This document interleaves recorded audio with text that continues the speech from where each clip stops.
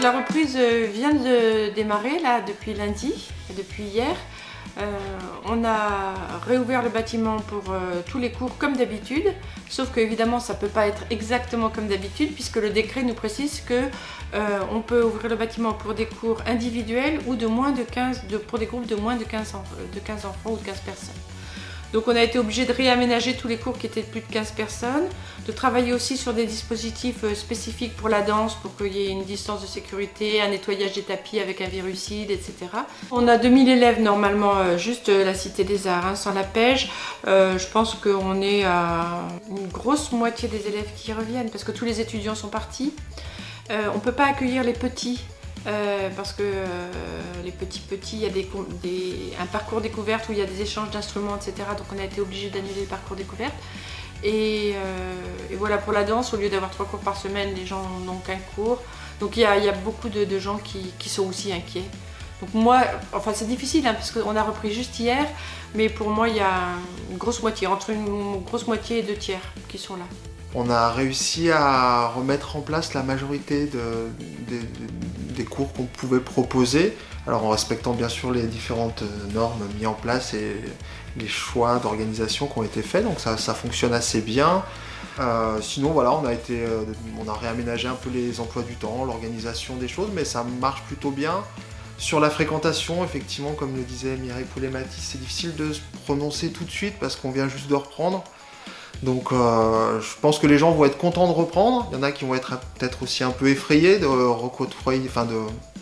se retrouver à proximité d'autres gens. Donc entre les deux, je pense qu'effectivement, une bonne moitié, un 2 tiers, on espère de gens qui puissent revenir prendre des cours et puis profiter de la cité. Et puis on accueille aussi donc des enfants des écoles dans un dispositif qui s'appelle le 2S2C qui a été proposé par l'État pour que les enfants qui viennent à l'école 2 jours par semaine puissent avoir des activités culturelles, sportives en complément les 2 autres jours. Les enseignants de la Cité des Arts ont proposé différents ateliers.